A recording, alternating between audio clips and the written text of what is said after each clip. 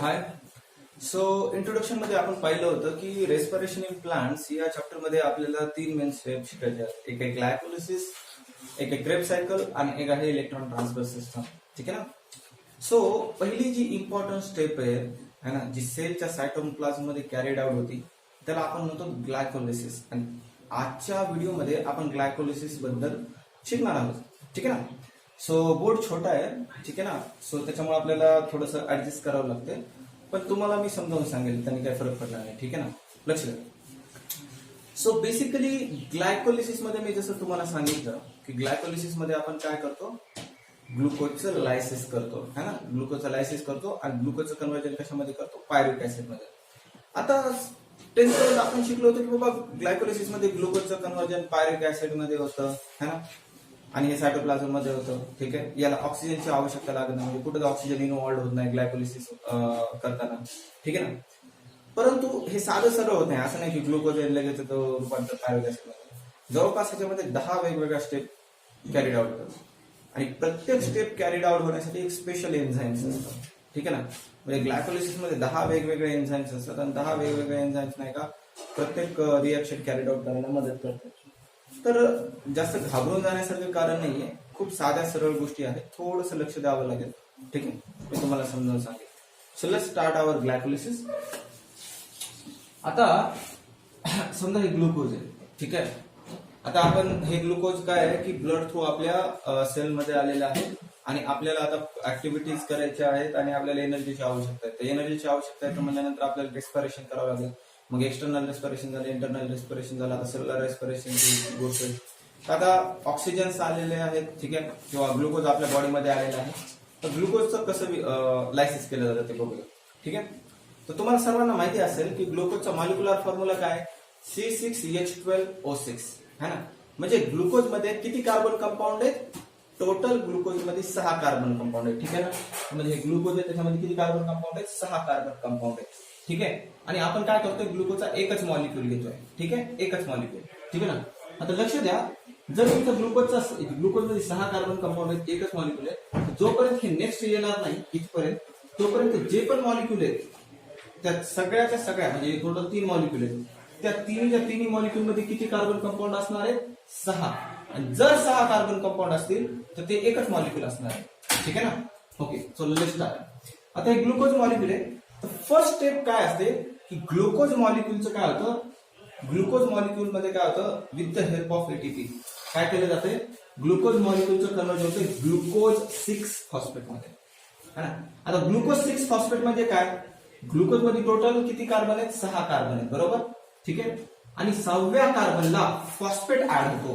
कोणता phosphate, inorganic phosphate. ठीक आहे ना. म्हणजे ग्लुकोजच्या 6व्या नंबरच्या कार्बनला फॉस्फेट ऍड व्हायला. आता जर तुम्हाला फॉस्फेट ऍड करायचं आहे तर फॉस्फेट तुम्हाला कुठं भेटेल, एटीपी मध्ये भेटेल, है ना. ऍडेनोसिन ट्राय फॉस्फेट. याच्यामध्ये किती फॉस्फेट आहे, 3 फॉस्फेट आहे. तर जर 3ऱ्या नंबरचा फॉस्फेट जर युटिलाइज केला, म्हणजे हे इनऑर्गॅनिक फॉस्फेट दिसतंय, हा फॉस्फेट जर ग्लुकोज मध्ये ऍड झाला, है ना, तर ठीक आहे, म्हणजे हा इनऑर्गॅनिक फॉस्फेट जर ग्लुकोज मध्ये ऍड झाला तर तुम्हाला काय होते, एटीपीचं कन्व्हर्जन कशामध्ये होते, एडीपी मध्ये होते, है ना. एडीपी म्हणजे काय, adenosine diphosphate 2 phosphate, adenosine triphosphate 3 phosphate. 3 phosphate मधून एक फॉस्फेट ग्लुकोज मध्ये ऍड झाला या, आणि तुम्हाला भेटलं ग्लुकोज 6 फॉस्फेट. तर एटीपीचं कन्व्हर्जन एडीपी मध्ये झालं. म्हणजे ही जी रिएक्शन होत असते, एक हेक्झोकायनेज नावाचा एक एन्झाईम असतो. ठीक आहे ना. तर हेक्झोकायनेज ह्या एन्झाईम थ्रू काय होत असतं की ग्लुकोज काय करतो, एटीपीचा यूज करून, म्हणजे एनर्जी खर्च करून, एटीपीला खर्च करून ग्लुकोज 6 फॉस्फेट मध्ये कन्व्हर्जन होतं. ही ग्लायकोलिसिसची पहिली स्टेप आहे. ठीक आहे. आता ज्यावेळेस आपण कार्बोहायड्रेट बघतो त्यावेळेस आपल्याला कल्पना असेल की ग्लुकोज हे एक अल्डोज आहे. अल्डोज म्हणजे ग्लुकोज मध्ये काय, अल्डिहाइडिक ग्रुप आहे. ठीक आहे ना. आणि त्याचाच आयसोमर आहे फ्रुक्टोज, ज्याच्यामध्ये किटोनिक ग्रुप आहे. हे तुम्हाला समजलं तर चांगली गोष्ट आहे, नाही समजलं तर काही प्रॉब्लेम नाही. ठीक आहे. फक्त तुम्ही लक्षात एवढं घ्या की ग्लुकोज 6 फॉस्फेट आणि फ्रुक्टोज 6 फॉस्फेट हे एकमेकांचे आयसोमर्स आहेत. हे एकमेकांचे आयसोमर्स आहेत. आणि आयसोमर्स म्हणजे काय, ह्यांचा मॉलिक्युलर फॉर्म्युला सेम असतो, फक्त स्ट्रक्चरल फॉर्म्युला डिफरंट असतो, है ना. तुम्ही 12th ला म्हणजे तुम्हाला कल्पना असेल ग्लुकोज 6 फॉस्फेट मध्ये अल्डोज ग्रुप असतो आणि अल्डोजचं रूपांतर कीटोन मध्ये होतं फ्रुक्टोज 6 फॉस्फेट मध्ये. ठीक आहे. तर ग्लुकोज 6 फॉस्फेटचा फ्रुक्टोज 6 फॉस्फेट मध्ये रूपांतर होतं का? कारण की ह्याच्या 6 कार्बन आहे, एकच मॉलिक्युल आहे, हे पण 6 कार्बनच राहणार, कारण की आयसोमर्स आहे, एकच मॉलिक्युल राहणार है ना.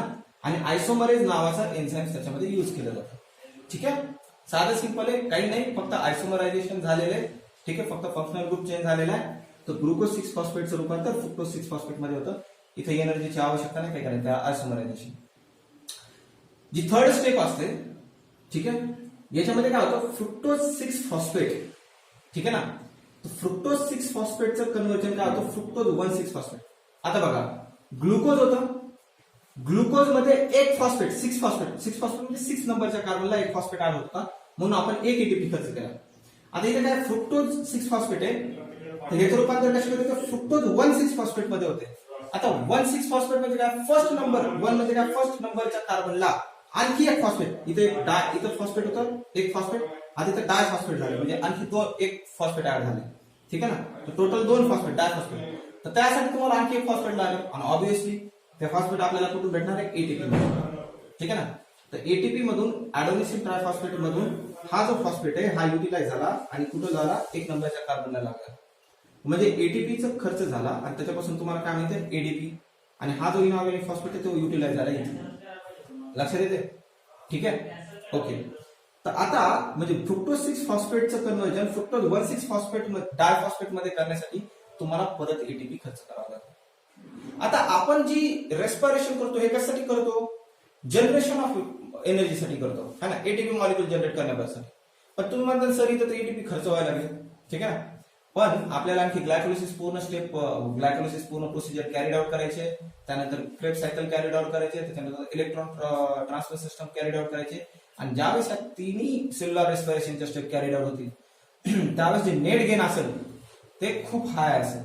तर सुरुवातीला आपल्याला थोडीशी एनर्जी खर्च करावी लागते, म्हणजे ग्लुकोजचं रूपांतर ग्लुकोज 6 फॉस्फेट मध्ये कन्वर्ट करण्यासाठी तुम्हाला एटीपी खर्च करावी लागते, आणि फ्रुक्टोज 6 फॉस्फेटचं रूपांतर फ्रुक्टोज 1,6 डायफॉस्फेट मध्ये कन्वर्ट करण्यासाठी तुम्हाला पहिल्यांदा एटीपी खर्च करावा लागतो.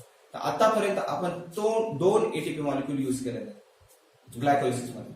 ठीक आहे ना, तर आणि आपल्याला फायनल प्रोडक्ट काय भेटलेला आतापर्यंत, ग्लुकोज 1,6 डायफॉस्फेट.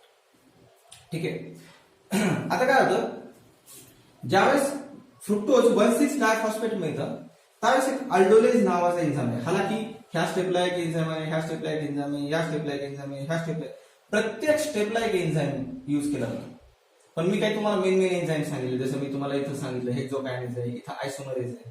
जिथं जिथं आयसोमर्स चेंज होतील, एकमेकांमध्ये चेंज होतील, तिथे तिथं आयसोमरेज एन्झाइम युज होतो. ठीक आहे ना, ओके. आता एक फ्रुक्टोज 1,6 डायफॉस्फेट आहे. ठीक आहे ना, तर इथं काय होतं, इथं 6 मॉलिक्युल आहे, डेफिनेटली 6 कार्बन कंपाऊंड आहे, म्हणजे एकच मॉलिक्युल आहे. ठीक आहे, तर with the help of aldolase enzyme इथं काय होतं, स्प्लिटिंग होते है ना. 6 कार्बन असतात, तर 6 कार्बनची जर स्प्लिटिंग झाली, एकच मॉलिक्युल होता, आणि 6 कार्बनची जर स्प्लिट झाली तर 3 कार्बनचे तुम्हाला 2 मॉलिक्युल भेटतील, बरोबर. तर विथ द हेल्प ऑफ अल्डोलेज काय होतं, फ्रुक्टोज 1,6 डायफॉस्फेटचं कन्व्हर्जन 2 वेगवेगळ्या मॉलिक्युल मध्ये होतं. एक 3PGAL है ना, 3PGAL मध्ये रूपांतर होतं, आणि दुसरं होतं DHAP.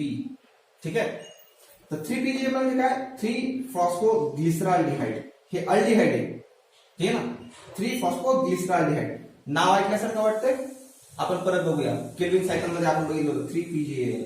ठीक आहे ना, 3-फॉस्फोग्लिसरॉल्डिहाइड है ना, हे 3 कार्बन असणारा एक मॉलिक्युल आहे है ना. फ्रुक्टोज 1,6 डायफॉस्फेटचं स्प्लिटअप झालं, जे 3 कार्बनचा एक कंपाऊंड होता त्याचा होता 3PGAL, आणि दुसरा होता DHAP, डायहायड्रॉक्सी ऍसिटोफॉस्फेट. ठीक आहे ना, आता हे जे DHAP आणि 3PGAL आहे, हे दोघं एकमेकाचे काय आहेत, आयसोमर्स आहेत है ना. जसं ग्लुकोज 6 फॉस्फेट आणि फ्रुक्टोज 6 फॉस्फेट हे एकमेकाचे आयसोमर होतं, म्हणजे ह्याच्यातून हे कन्वर्ट होऊ शकते, ह्याच्यातून हे कन्वर्ट होऊ शकते. ठीक आहे ना, याच्यामध्ये 6 कार्बन मॉलिक्युल, ह्याच्यामध्ये 6 मॉलिक्युल कार्बन मॉलिक्युल, फक्त फंक्शनल ग्रुपचा प्रॉब्लेम आहे. तसं 3PGAL आणि DHAP हे काय आहेत, आयसोमर्स आहेत. पण विथ द हेल्प ऑफ अल्डोलेज काय होतं, फ्रुक्टोज 1,6 डायफॉस्फेटचं तीन तीन मॉलिक्यूल मध्ये दोन मॉलिक्यूल तयार होतात, म्हणजे डीएचएपी तयार होते, डीएचएपी तयार होते आणि 3PGL तयार होते, है ना. आणि जो की हे दोघांमध्ये इंटर कन्व्हर्टेबल असतात किंवा हे एकमेकांचे आयसोमर्स असतात, तर मग वापस with the help of isomerase enzyme काय होतं, डीएचएपीचं कन्व्हर्जन काय होतं 3PGL मध्ये होतं, है ना. आता लक्ष द्या, इथं बघा, इथं 6 मॉलिक्यूल कार्बन कंपाऊंड होते, 6 कार्बन होते आणि एक मॉलिक्यूल होता, स्प्लिट अप झाला, इथं हा पीजीएल एक मॉलिक्यूल तयार झाला, इथं एक मॉलिक्यूल तयार झाला. आता आयसोमरायझेशन काय होऊन झालं, ह्या डीएचएपीचं रूपांतर कशामध्ये झालं, 3PGL मध्ये झालं. म्हणजे 3PGL मध्ये काय, 3 कार्बन आहे 2 मॉलिक्यूल आहे, लक्षात येते. 3PGL मध्ये काय, 3 कार्बन कंपाऊंड आहे, हा 3 कार्बन असणारा कंपाऊंड आहे, अल्डिहाइड आहे, फॉस्फोग्लिसराल्डिहाइड आहे, ठीक आहे. आणि त्याच्यामध्ये किती कार्बन आहेत, एका 3PGL मध्ये 3 कार्बन आहे आणि किती मॉलिक्यूल आहेत, हे 2 मॉलिक्यूल आहेत. आता इथून पुढं जेवढे पण मॉलिक्युल्स आहेत हे सगळ्यामध्ये 3-3 कार्बन असतील. म्हणजे जर 3PGL म्हटलं, जसं आपण हे 3PGL घेतलं इथं, तर 3च कार्बनचं पीजीएल फॉस्फोग्लिसराल्डिहाइड आहे. पुन्हा हे फॉस्फोग्लिसरिक ऍसिड घेतलं, हे बी 3च कार्बनचं आहे. हे 3PGA घेतलं, हे पण 3 कार्बन, हे 2PGA पण 3 कार्बनचं आहे, PEPA पण 3 कार्बनचं आहे, पायरुव्हिक ऍसिड पण 3 कार्बन कंपाऊंड असणारा मॉलिक्यूल आहे, है ना. आणि चूंकि 3 कार्बन कंपाऊंड आहे म्हटल्यानंतर इथं 6 कार्बन कंपाऊंड असताना एक मॉलिक्यूल होता, 3 कार्बन कंपाऊंड असताना 2 मॉलिक्यूल होते, मग हे पण 2 मॉलिक्यूल झालं, हे पण 2 मॉलिक्यूल असतील, हे पण 2 मॉलिक्यूल असतील, हे पण 2 मॉलिक्यूल असतील, हे पण 2, हे पण 2, हे सर्वचे सर्व 2 मॉलिक्यूल असतील, ठीक आहे. आता आयसोमरेज एन्झाइमने काय झालं, डीएचएपीचं कन्व्हर्जन पीजीएल मध्ये झालं. पहिले तर पीजीएल होतं, आता हेचं पण पीजीएल मध्ये झालं, तर 3 कार्बन कंपाऊंड असणारे 2 मॉलिक्यूल तयार झाले. म्हणजे आता इथून पुढे 2 मॉलिक्यूल आहे. आता मी इथं 2 मॉलिक्यूल नाही लिहिलं, है ना, अननेसेसरी कन्फ्युजन होणे म्हणून प्रत्येक ठिकाणी 2 मॉलिक्यूल नाही लिहिलेलं, ठीक आहे ना. पण तुम्ही ज्यावेळेस मी म्हणतो 3PGAL, ह्याचा अर्थ इथं 2 मॉलिक्यूल आहे. इथं सध्या मी एकच मॉलिक्यूल लिहिलं, है ना, पण हे काय तर 2 मॉलिक्यूल आहे, ठीक आहे. आता लक्ष द्या, 3PGL काय, 3 फॉस्फोग्लिसराल्डिहाइड, है ना, अल्डिहाइड आहे. आणि तुम्हाला माहिती आहे, ज्यावेळेस बी अल्डिहाइडचं ऑक्सिडेशन होतं, ठीक आहे ना, ऑक्सिडेशन म्हणजे काय, रिमूव्हल ऑफ हायड्रोजन, ठीक आहे ना. तर काय होतं, ह्या 3PGAचं कन्व्हर्जन होतं 1,3-डायपीजीए. डाय म्हणजे 2, फॉस्फोग्लिसरिक ऍसिड. म्हणजे अल्डिहाइडचं कन्व्हर्जन कशामध्ये व्हायला लागले, ऍसिड मध्ये व्हायला लागले, बरोबर ना.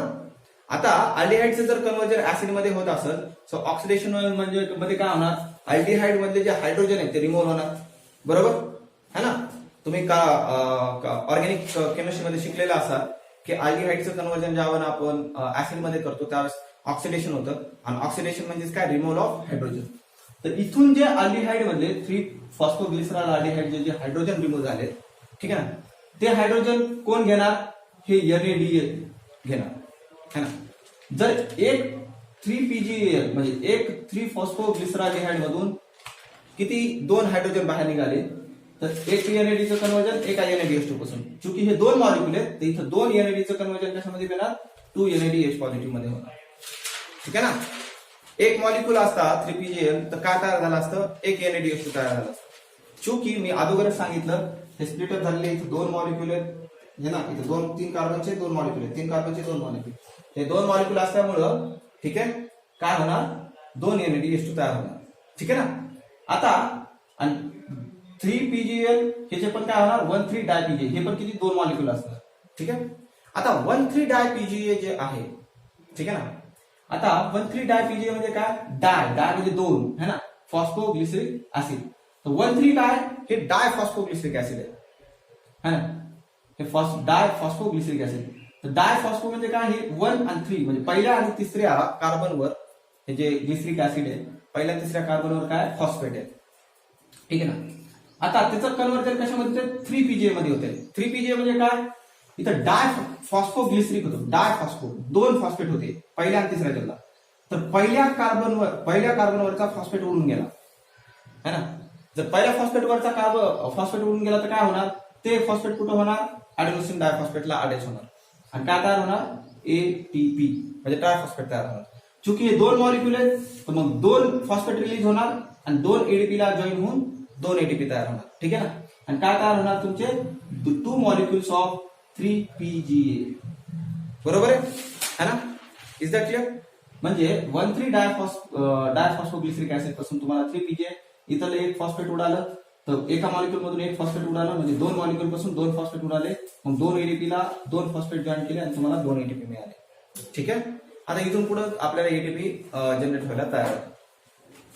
आता 3PGA इथं 3 फॉस्फोग्लिसरिक ऍसिड आहे. ठीक आहे ना. 3 नंबरला फॉस्फेट ग्रुप आहे.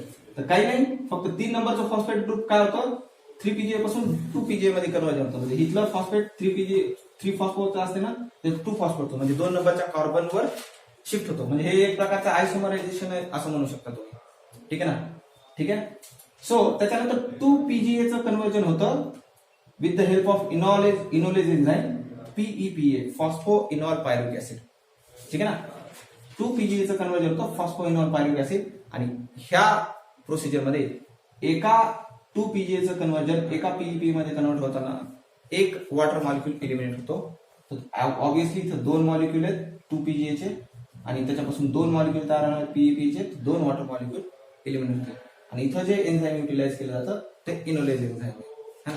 म्हणजे इनोलेज एन्झाइमच्या मदतीनं 2PGA चं रूपांतर PEPA मध्ये कन्वर्ट केलं जातं. ठीक आहे. फॉस्फो इनॉल पायरुविक ऍसिड मध्ये कन्वर्ट. आता हे जे 2 मॉलिक्यूल असतात फॉस्फो इनॉल पायरुविक ऍसिडचे, ठीक आहे, त्यांचं रूपांतर पायरुविक ऍसिड मध्ये केलं जातं. ठीक आहे. फॉस्फो इनॉल पायरुविक ऍसिडचं रूपांतर पायरुविक ऍसिड मध्ये कन्वर्ट केलं जातं, आणि ह्या प्रोसेसमध्ये परत 2 एटीपीचं जनरेशन होतं.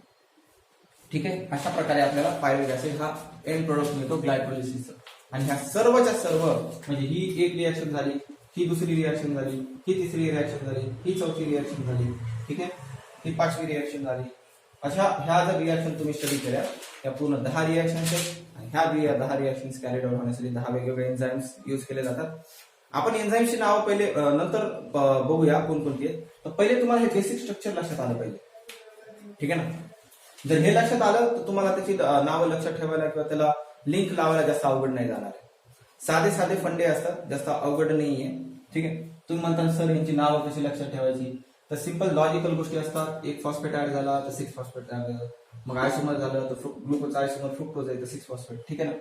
तर आपण ते पाहूया कसं येते. ठीक आहे. सो हे सिंपल ग्लायकोलिसिस प्रोसेस आहे. ठीक आहे. आणि ह्याच्यामध्ये मी जेवढं सिम्प्लिफाय करता येईल तेवढं सिम्प्लिफाय केलेलं आहे. सो पहिल्यांदा जर तुम्ही ह्या वेळेला तुम्ही जर ग्लायकोलिसिस प्रॉपरली केली, तर त्याच्यानंतर जी तुम्हाला बुक मध्ये दिलेली ग्लायकोलिसिस प्रोसिजर आहे ती थोडीशी कॉम्प्लेक्स दिलेली ग्लायकोलिसिस प्रोसिजर आहे. ठीक आहे ना. ती तुम्हाला समजायला आणखी सोपं जाईल. सो पहिल्यांदा हे बेसिक फॉर्मॅट आहे, सिंपल फॉर्मॅट आहे, हे तुम्ही समजून घ्या, है ना. ठीक आहे. सो काही प्रॉब्लेम असेल तर प्लीज मला कळवा. ठीक आहे. So thank you very much. हरे कृष्ण.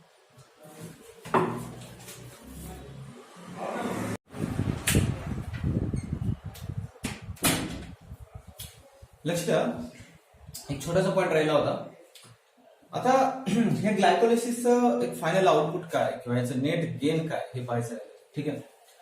आता लक्ष द्या, आपण इथं पाहिलं की ग्लायकोलिसिस मध्ये जेवढ्या बी रिएक्शन झाल्या त्याच्यामध्ये काय, इथं इथे एटीपी खर्च झालेला आहे, इथे एटीपी खर्च झालेला आहे. ठीक आहे ना.